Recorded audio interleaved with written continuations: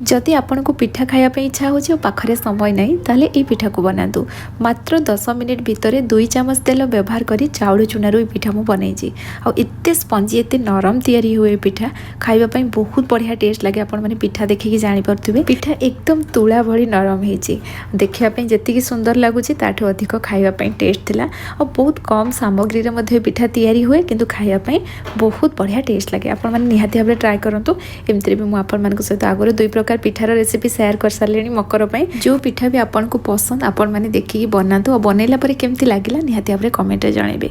जदि रेसिपी पसंद आसीबो ना वीडियो को लाइक शेयर कर देबे, चैनल नुआ थिले सब्सक्राइब कर नेबे, फेसबुक पेज रे देखुथिले निश्चित भाव फॉलो कर नियंतु। चलंतु स्टार्ट करबे आज रेसिपी। पिठा तैयारी करिया पई प्रथमे आमे गुड़ को रेडी करनबा। जो गिनारे मु चावल चूना मापी नेबी ना सेइथरे मु पानी डाइथरे नेली तो हाफ गिनारू भी मु कम एथरे पानी नेची और गुड़ आपण जति मीठा पसंद करंती सेही हिसाब रे गुड़ नै जिवे किंतु अधिक मीठा रहिले एटा खाइबा भल लगे तो मुझे अधिक क्वांटिटी गुड़ नहीं पानी गरम हो गला गुड़ ये पकईदबा। गुड़ को आम ये मेल्ट करनबा फुटेकी कम करवानी जस्ट मेल्ट है गैस फ्लेम बंद करदबा। या आम फैन तले कि समय रखीदबा जमती पानीटा मोर पूरा ठंडा हो।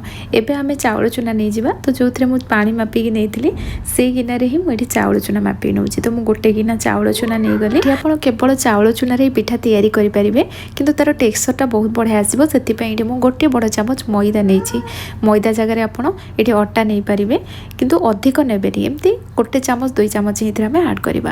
अल्प ये लुण मुझे आड कर गुड़र क्वांटिटी जेहेतु अधिक रखी लुण अधिक दबानी ना पिठा लुणिया लगे अल्प टे एमती लुण पकईले मिठाटा बहुत बढ़िया से आसो पिठार फ्लेवर बहुत बढ़िया आसो से मुझे गुजराती गुंड आड कली सहित गोलमरिच गुंड आड करवा टेस्ट बहुत बढ़िया लगे।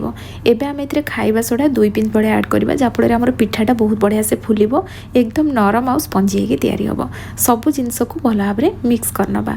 तो ये देखो आमर ये मिक्सरटा पूरा रेडी हो गला। एबे आम ये जो गुड़ को ठंडा करते ना ताकू ये आड करवा। तो ये आम जेहेतु टेढ़ा गुड़टा नहीं से स्ट्रेनर रखिकी आम छाणीदबा जहाँफल गुड़टा पूरा क्लीन हो। जदि आप पैकेट गुंड गुड़ नौ ताले आपन को स्ट्रेनर दरकार नहीं खाली ताकू सेमती छाणिकी नहीं जिवे। एठी मु आउ 2 चामच भलिया एक्स्ट्रा पानी ऐड करथिली। एबे आमे सब जिंस को भल भाव में मिक्स करनबा आ गोटे डायरेक्शन रे याकू मिक्स करबा। तो ये देखो बैटरटा आमर रेडी हो गला किंतु एबे आमे इथरे नड़िया ऐड करबा। एठी मु नड़िया कोरा नबा सहित नड़िया को पूरा छोट छोट काटिकी मध्ये रखिथिली। आपण एठी काजू किशमिश ये सब जिंस भी ऐड करि परिबे। तो एठी मु नड़िया कोरा और कटा नड़िया ही नैची सब जिंस को आमे भल भाव में मिक्स करनबा। तो नड़िया कोरा पकेला परे ना एठी देखो ये टिके बहलिया हो गला तो मते पानी कम लगुच से मुझे आउ अल्प पानी ऐड कली सेमती बहुत पानी ऐड करेनि गोटे 2 चामच बढ़िया ही पानी देबे और या आम भल भाव में मिक्स करनबा। तो ये देखो बैटर कंसिस्टेंसी ना पूरा बहलिया रही कि पूरा पतला रही मुझे आपको ये देखा देखूँ यही टाइप रहिबो।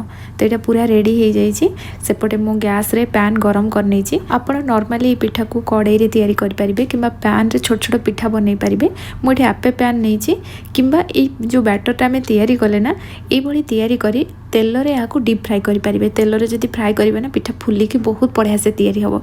जदि तेल अवॉइड करने चाहते ये प्रोसेस रे बनातु कम तेल रे तैयारी हम किंतु खाइबापी बहुत बढ़िया टेस्ट लगे। ये पैन गरम है मु तेल देदेली तेल सेमती बहुत दरकार नहीं याठू भी आप कम तेल रे पिठा को बनई पारे हल्का टी तेल लगे बैटर पकई पारे। तेल देलापर आम बैटर देदेबा जेहेतु छोट छोट पिठा बनई पिठा सिझापी अधिक समय लगेनि।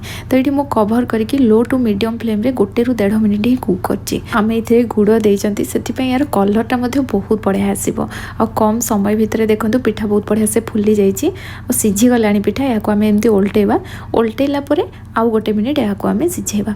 अधिक समय आपन को लागोनी बहुत ही कम समय भितर पिठा तैयारी हुए। जति भी आपन कड़ाई कि पैन रे भी तैयारी करछंती ना एमती कम समय रे ही तैयारी हबो।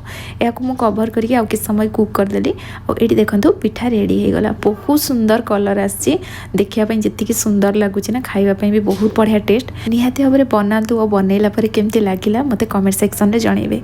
आगुर मते मु आपन मानक सहित नड़िया आरिसा पिठा शेयर करथिली सहित गुड़ अटारे पिठा बनैकी देखैथिली मिठा केमा आपन पिठा कहि पारंती जदि देखि नांती जाईकी देखंतु और सुपर टेस्टी पिठा बनैकी घर लोक को खुआंतु। आज रेसिपी जदि पसंद आस्तिबो ना वीडियो को निश्चय लाइक करिवे पुणी आसीबी नया रेसिपी नेकी सेति पर्यंत रहूची धन्यवाद।